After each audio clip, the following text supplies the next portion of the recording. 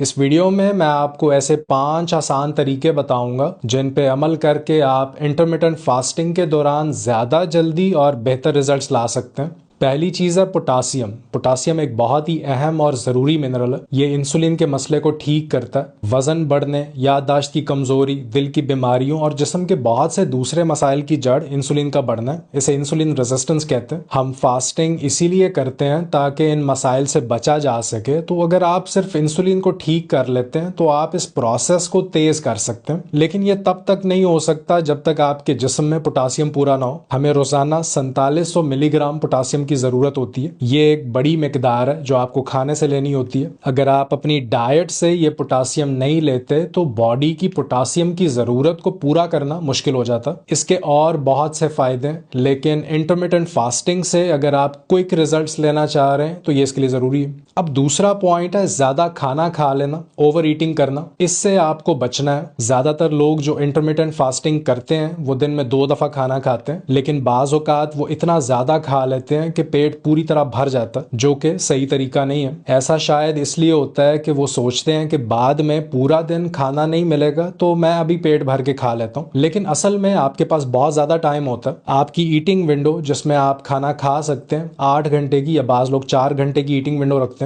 तो ये आपके खाने का वक्त है। इस 4 घंटे के अंदर आप खाना खा लें। मिसाल के तौर पे अगर आप 12 बजे पहला खाना खा रहे हैं तो 4 बजे दूसरा खाना खाएं। अब 12 से 4 आपकी 4 घंटे की ईटिंग विंडो है, मतलब इसमें आपने आज जो खाना खाना है वो खा सकते हैं। अब जो टिप है इसमें वो ये है कि 12 बजे से 4 बजे के दरमियान, लेट्स से 2 बजे, आप पूरे दिन की सब्जियां और सैलेड खा लें, मतलब इन्हें 2 खानों के दरमियान खा लें। इस तरह आपको अगले खाने से पहले पहले इसे हजम करने का टाइम भी मिल जाएगा, और सैलेड से इंसुलिन भी ज्यादा नहीं बढ़ती है, अनलेस इसमें आप बहुत ज्यादा ऑयल, मेयोनीज या सैलेड ड्रेसिंग्स वगैरह डाल के खा रहे हैं। ये चीजें वैसे ही आपकी फास्टिंग की सारी मेहनत पे पानी फेर देंगी, तो इनसे बचना। कैलोरीज ज्यादा होती हैं इनमें, अनहेल्दी फैट्स होते हैं। ऑलिव ऑयल बस थोड़ा सा आप डाल सकते हैं इसमें। तो इन सब्जियों से इंसुलिन इतनी ज्यादा नहीं बढ़ती है जितनी दूसरी चीजों से बढ़ती है। मैं कभी कभी खुद भी ऐसे करता हूँ, लेकिन मेन पॉइंट यही है कि ज्यादा मत खाएं, खास तौर पे ज्यादा फैट ना खाएं, क्योंकि फैट खाने से फिर आपका पेट बहुत ज्यादा भर जाएगा। अगर सैलेड लाइट लग रही है आपको तो इसमें आप नट्स डाल सकते हैं, बादाम, अखरोट वगैरह, वो भी कम मिकदार में।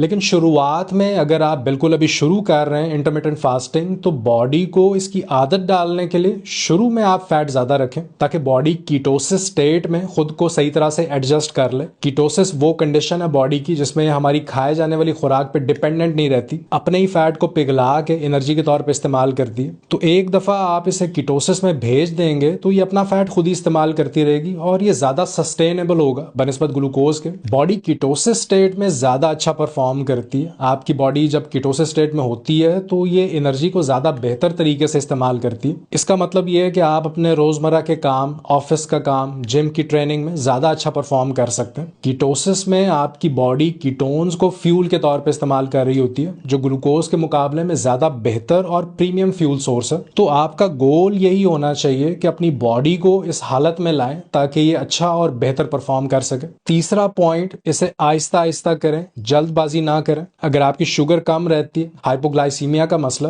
तो इंटरमिटेंट फास्टिंग को अचानक शुरू ना करें। आप ये नहीं कर पाएंगे, थक जाएंगे। इसे शुरू करते वक्त मैं हमेशा ये मशवरा देता हूँ कि शुरुआत में दिन में 3 दफा खाने से शुरू करें। सिर्फ स्नैक्स को हटा दें, बाहर का खाना बंद कर दें, तली हुई चीजें, रिफाइंड चीजों को हटा दें, चीनी को हटा दें, हेल्दी और क्लीन डाइट पे आ जाएं, खुद अपना खाना बनाएं। फिर दिन में 3 दफा की बजाय 2 दफा खाना शुरू करें। फिर कुछ दिन बाद इन 2 खानों के दरमियान 4 घंटे का वक्त फिक्स कर दें। जब यहाँ तक आ जाएं तो फिर इसे नेक्स्ट स्टेज में आप 5 घंटे पे ले जाएं, 6 घंटे पे ले जाएं। इस तरह आप हर हफ्ते कुछ ना कुछ चेंज कर रहे हैं, जिससे आप आहिस्ता आहिस्ता अपने गोल की तरफ बढ़ते जा रहे हैं। आपकी ईटिंग विंडो कम होती जा रही है, आपका फास्टिंग का टाइम बढ़ता जा रहा है। तो आप इसे अपनी स्पीड से, अपने हिसाब से, जिस तरह से आपकी बॉडी आपका साथ दे रही है, जिस तरह रिस्पॉन्ड कर रही है, इसे एडजस्ट करते जाएं। कुछ दिन बाद आपको खुद लगेगा कि हाँ, अब तो मैं ज्यादा देर तक भूख बर्दाश्त कर सकता हूँ, तो मैं अपनी फास्टिंग विंडो बढ़ा देता हूँ। तो 1 स्टेप एट अ टाइम, जो आज आप कर सकते हैं वो करें, बजाय इसके कि आप जबरदस्ती करें, जिस्म पे जोर डालें। फोर्स करने या जबरदस्ती करने से आप थक जाएंगे और रिजल्ट्स रुक जाएंगे। आप इसे करना ही छोड़ देंगे, फिर से ब्लड शुगर का मसला बढ़ जाएगा, और जब ये बढ़ेगा तो ज्यादा स्ट्रेस बढ़ेगी, कॉर्टिसोल बढ़ेगा, इंसुलिन बढ़ेगी।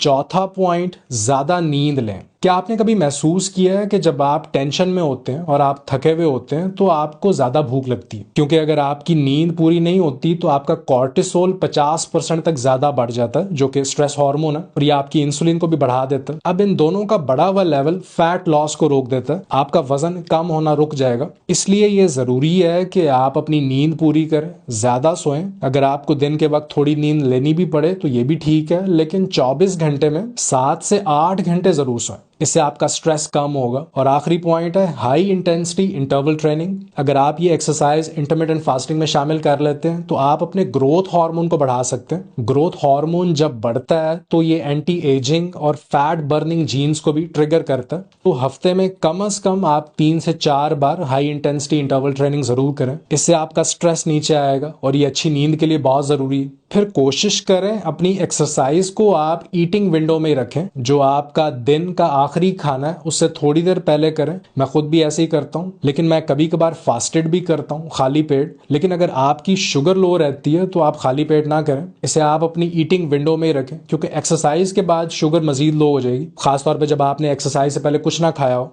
तो ये थी वो 5 टिप्स जो आपकी प्रोग्रेस को तेज करने में आपकी मदद कर सकती हैं। तो बस शुरू करें आज से। मैं आपसे मिलता हूं इंशाल्लाह अगली वीडियो में। अपना ख्याल रखिए। अल्लाह हाफ़िज़।